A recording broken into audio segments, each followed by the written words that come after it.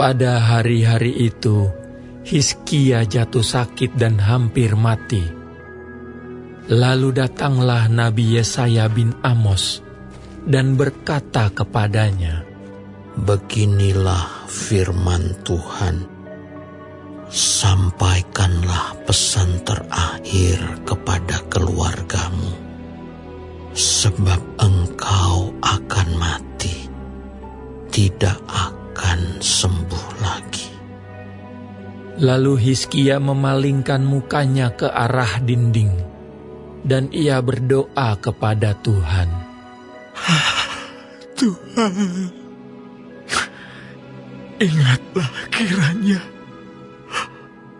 bahwa aku telah hidup di hadapan-Mu dengan setia dan dengan tulus hati, dan bahwa aku telah melakukan apa yang baik di mata-Mu. Kemudian menangislah Hizkia dengan sangat. Maka berfirmanlah Tuhan kepada Yesaya, "Pergilah dan katakanlah kepada Hizkia, beginilah firman Tuhan, Allah Daud bapa leluhurmu. Telah kudengar doamu, dan telah kulihat air matamu. Sesungguhnya aku akan memperpanjang hidupmu 15 tahun lagi. Dan aku akan melepaskan engkau dan kota ini dari tangan Raja Asyur. Dan aku akan memagari kota ini. Inilah yang akan menjadi tanda bagimu dari Tuhan, bahwa Tuhan akan melakukan apa yang telah dijanjikannya. Sesungguhnya, bayang-bayang pada penunjuk matahari buatan Ahaz akan kubuat mundur ke belakang 10 tapak yang telah dijalaninya." Maka pada penunjuk matahari itu, matahari pun mundurlah ke belakang 10 tapak dari jarak yang telah dijalaninya. Karangan Hizkia, Raja Yehuda, sesudah ia sakit dan sembuh dari penyakitnya. Aku ini berkata, dalam pertengahan umurku, aku harus pergi. Ke pintu gerbang dunia orang mati aku dipanggil untuk selebihnya dari hidupku. Aku berkata, aku tidak akan melihat Tuhan lagi di negeri orang-orang yang hidup. Aku tidak akan melihat seorang pun lagi di antara penduduk dunia. Pondok kediamanku dibongkar dan dibuka seperti kemah gembala. Seperti tukang tenung menggulung tenungannya, aku mengakhiri hidupku. Tuhan memutus nyawaku dari benang hidup. Dari siang sampai malam Engkau membiarkan aku begitu saja. Aku berteriak minta tolong sampai pagi. Seperti singa, demikianlah Tuhan menghancurkan segala tulang-tulangku. Dari siang sampai malam, Engkau membiarkan aku begitu saja.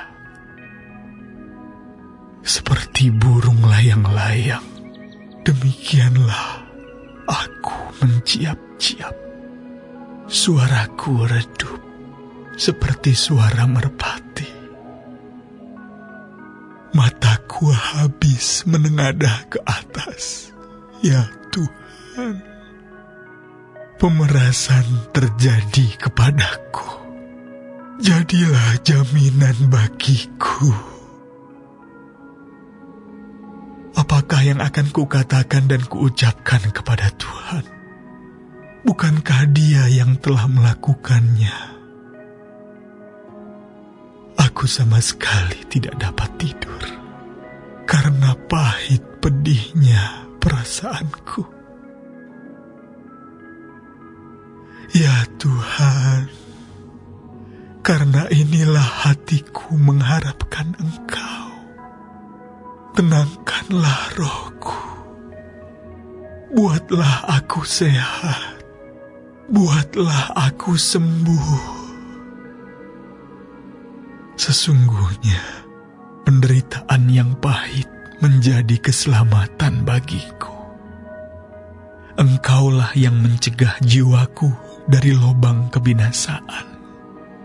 Sebab Engkau telah melemparkan segala dosaku jauh dari hadapan-Mu. Sebab dunia orang mati tidak dapat mengucap syukur kepadamu, dan maut tidak dapat memuji-muji Engkau. Orang-orang yang turun ke liang kubur tidak menanti-nanti akan kesetiaan-Mu. Tetapi hanyalah orang yang hidup, dialah yang mengucap syukur kepadamu, seperti aku pada hari ini. Seorang bapa memberitahukan kesetiaan-Mu kepada anak-anaknya. Tuhan telah datang menyelamatkan aku. Kami hendak main kecapi seumur hidup kami di rumah Tuhan. Kemudian berkatalah Yesaya, Baiklah, diambil sebuah kue ara dan ditaruh pada bara itu, supaya sembuh. Sebelum itu, Hizkia telah berkata, Apakah yang akan menjadi tanda bahwa aku akan pergi ke rumah Tuhan?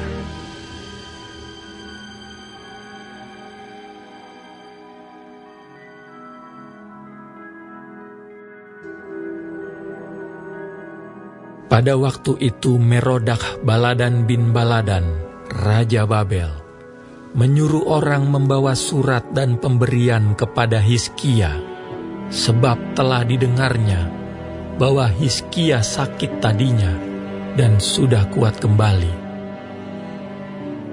Hizkia bersukacita atas kedatangan mereka, lalu diperlihatkannyalah kepada mereka gedung harta bendanya, emas dan perak, rempah-rempah dan minyak yang berharga, segenap gedung persenjataannya, dan segala yang terdapat dalam perbendaharaannya. Tidak ada barang yang tidak diperlihatkan Hizkia kepada mereka di istananya dan di seluruh daerah kekuasaannya. Kemudian datanglah Nabi Yesaya kepada Raja Hizkia dan bertanya kepadanya, Apakah yang telah dikatakan orang-orang ini? Dan dari manakah mereka datang? Jawab Hizkia, Mereka datang dari negeri yang jauh, dari Babel. Lalu tanyanya lagi, Apakah yang telah dilihat mereka di istanamu? Jawab Hizkia, Semua yang ada di istanaku telah mereka lihat. Tidak ada barang yang tidak aku perlihatkan kepada mereka di perbendaharaanku. Lalu Yesaya berkata kepada Hizkia, Dengarkanlah firman Tuhan semesta alam. Sesungguhnya suatu masa akan datang bahwa segala yang ada dalam istanamu dan yang disimpan oleh nenek moyangmu sampai hari ini akan diangkut ke Babel. Tidak ada barang yang akan ditinggalkan. Demikianlah firman Tuhan. Dan dari keturunanmu yang akan kau peroleh, akan diambil orang untuk menjadi sida-sida di istana Raja Babel. Hizkia menjawab kepada Yesaya, Sungguh baik firman Tuhan yang engkau ucapkan itu. tetapi pikirnya, Asal ada damai dan keamanan seumur hidupku.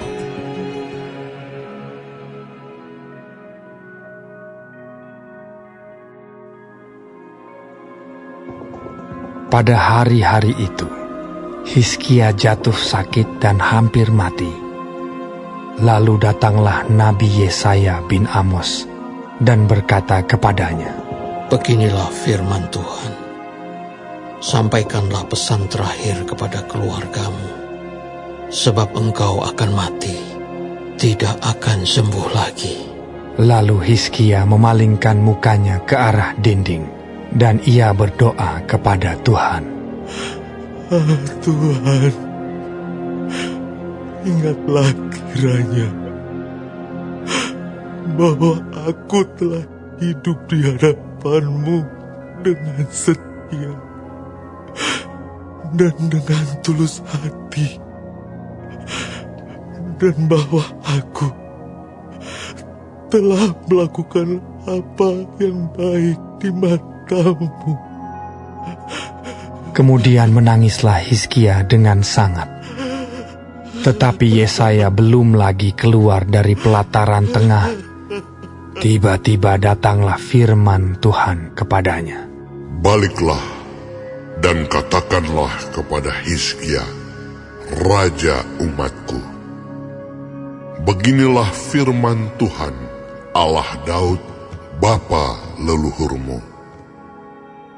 Telah kudengar doamu dan telah kulihat air matamu. Sesungguhnya aku akan menyembuhkan engkau. Pada hari yang ketiga, engkau akan pergi ke rumah Tuhan. Aku akan memperpanjang hidupmu 15 tahun lagi, dan aku akan melepaskan engkau dan kota ini dari tangan Raja Asyur. Aku akan memagari kota ini oleh karena aku dan oleh karena Daud hambaku. Kemudian berkatalah Yesaya, Ambillah sebuah kue ara. lalu orang mengambilnya dan ditaruh pada barah itu, maka sembuhlah ia. Sebelum itu, Hizkia telah berkata kepada Yesaya, Apakah yang akan menjadi tanda bahwa Tuhan akan menyembuhkan aku, dan bahwa aku akan pergi ke rumah Tuhan pada hari yang ketiga? Yesaya menjawab, Inilah yang akan menjadi tanda bagimu dari Tuhan, bahwa Tuhan akan melakukan apa yang telah dijanjikannya. Akan majukah bayang-bayang itu 10 tapak, atau akan mundur 10 tapak? Hizkia berkata, Itu perkara ringan bagi bayang-bayang itu untuk memanjang 10 tapak. Sebaliknya, biarlah bayang-bayang itu mundur ke belakang 10 tapak. Lalu berserulah Nabi Yesaya kepada Tuhan. Maka dibuatnyalah bayang-bayang itu mundur ke belakang 10 tapak. Yang sudah dijalani bayang-bayang itu pada penunjuk matahari buatan Ahaz. Pada waktu itu, Merodak Baladan bin Baladan, Raja Babel, menyuruh orang membawa surat dan pemberian kepada Hizkia, sebab telah didengarnya bahwa Hizkia sakit tadinya. Hizkia bersukacita atas kedatangan mereka. Lalu diperlihatkannyalah kepada mereka segenap gedung harta bendanya, emas dan perak, rempah-rempah dan minyak yang berharga, gedung persenjataannya, dan segala yang terdapat dalam perbendaharaannya. Tidak ada barang yang tidak diperlihatkan Hizkia kepada mereka di istananya dan di seluruh daerah kekuasaannya. Kemudian datanglah Nabi Yesaya kepada Raja Hizkia dan bertanya kepadanya, Apakah yang telah dikatakan orang-orang ini? Dan dari manakah mereka datang? Jawab Hizkia, Mereka datang dari negeri yang jauh, dari Babel. Lalu tanyanya lagi, apakah yang telah dilihat mereka di istanamu? jawab Hizkia, Semua yang ada di istanaku telah mereka lihat. Tidak ada barang yang tidak kuperlihatkan kepada mereka di perbendaharaanku. Lalu Yesaya berkata kepada Hizkia, Dengarkanlah firman Tuhan. Sesungguhnya suatu masa akan datang, bahwa segala yang ada dalam istanamu dan yang disimpan oleh nenek moyangmu sampai hari ini akan diangkut ke Babel. Tidak ada barang yang akan ditinggalkan. Demikianlah firman Tuhan. Dan dari keturunanmu yang akan kau peroleh akan diambil orang untuk menjadi sida-sida di istana Raja Babel. Hizkia menjawab kepada Yesaya, Sungguh baik firman Tuhan yang kau ucapkan itu. tetapi pikirnya, Asal ada damai dan keamanan seumur hidupku. selebihnya dari riwayat Hizkia, segala kepahlawanannya, dan bagaimana ia membuat kolam dan saluran air dan mengalirkan air ke dalam kota. Bukankah semuanya itu tertulis dalam kitab sejarah raja-raja Yehuda? Kemudian Hizkia mendapat perhentian bersama-sama dengan nenek moyangnya. Maka Manasye, anaknya, menjadi raja menggantikan dia.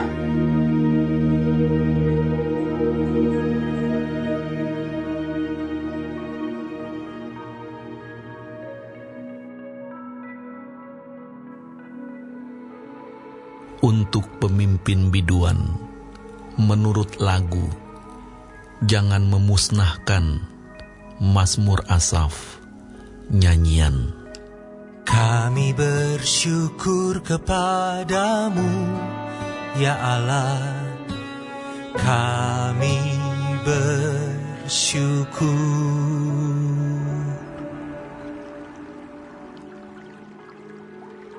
Dan orang-orang yang menyerukan namamu menceritakan perbuatan-perbuatanmu yang ajaib.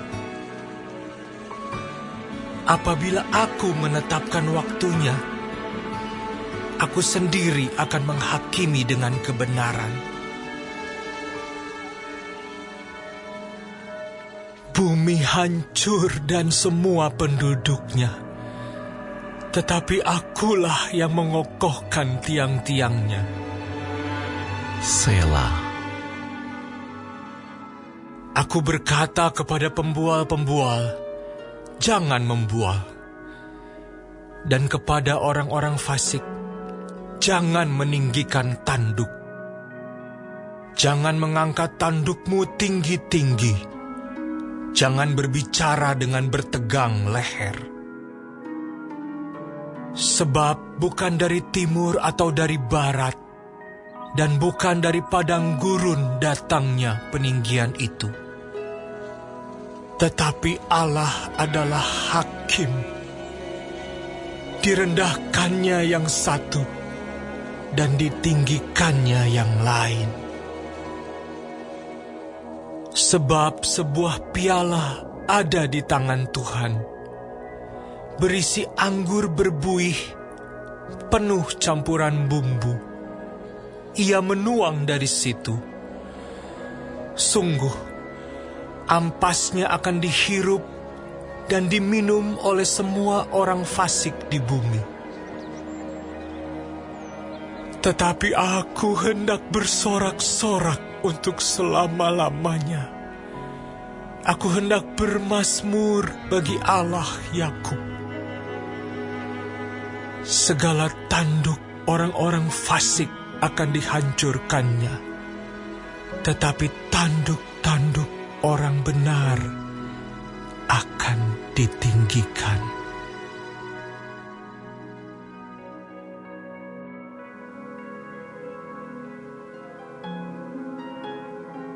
Karena itu, buanglah segala kejahatan, segala tipu muslihat, dan segala macam kemunafikan, kedengkian, dan fitnah.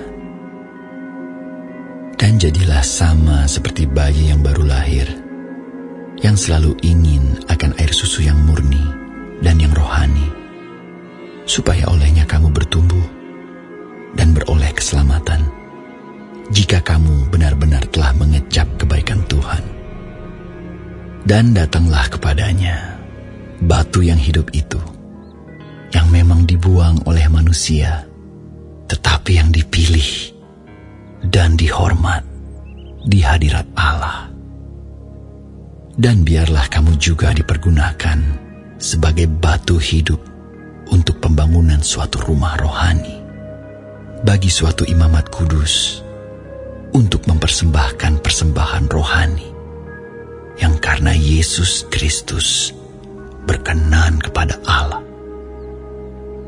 Sebab ada tertulis dalam kitab suci, sesungguhnya aku meletakkan di Sion sebuah batu yang terpilih, sebuah batu penjuru yang mahal, dan siapa yang percaya kepadanya tidak akan dipermalukan. Karena itu bagi kamu yang percaya, ia mahal. Tetapi bagi mereka yang tidak percaya, batu yang telah dibuang oleh tukang-tukang bangunan telah menjadi batu penjuru, juga telah menjadi batu sentuhan dan suatu batu sandungan.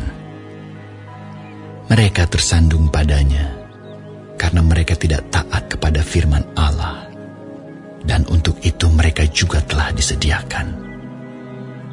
Tetapi kamulah bangsa yang terpilih, imamat yang rajani, bangsa yang kudus, umat kepunyaan Allah sendiri, supaya kamu memberitakan perbuatan-perbuatan yang besar dari Dia, yang telah memanggil kamu keluar dari kegelapan kepada terangnya yang ajaib.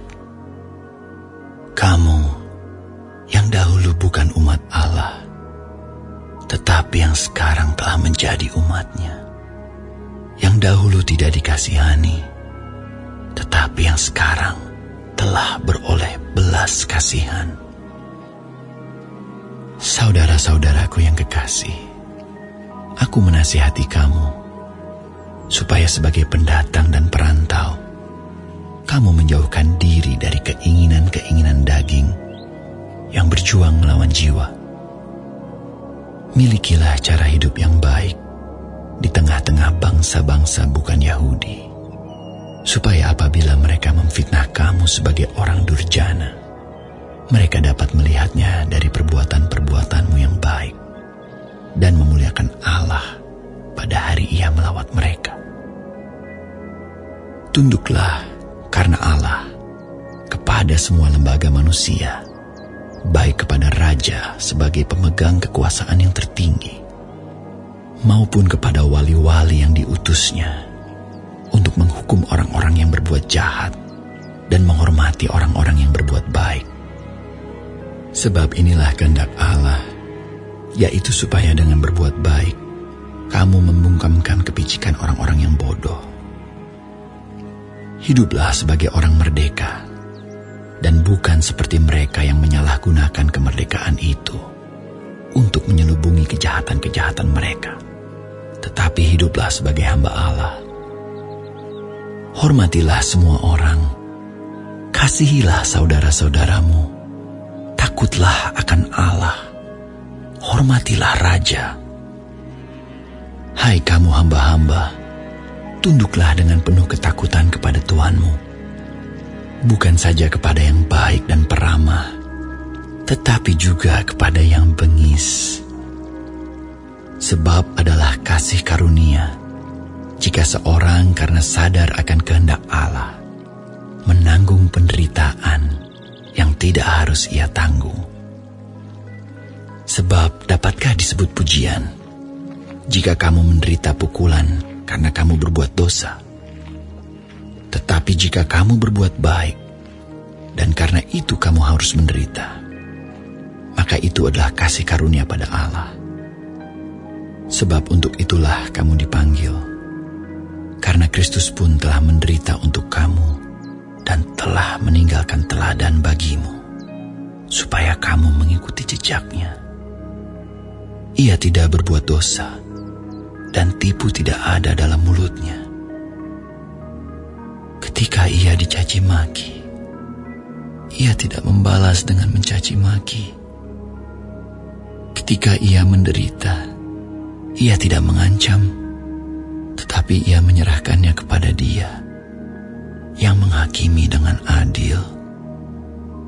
Ia sendiri telah memikul dosa kita di dalam tubuhnya di kayu salib, supaya kita yang telah mati terhadap dosa hidup untuk kebenaran. Oleh bilur-bilurnya kamu telah sembuh. Sebab dahulu kamu sesat seperti domba, tetapi sekarang kamu telah kembali kepada Gembala dan Pemelihara jiwamu.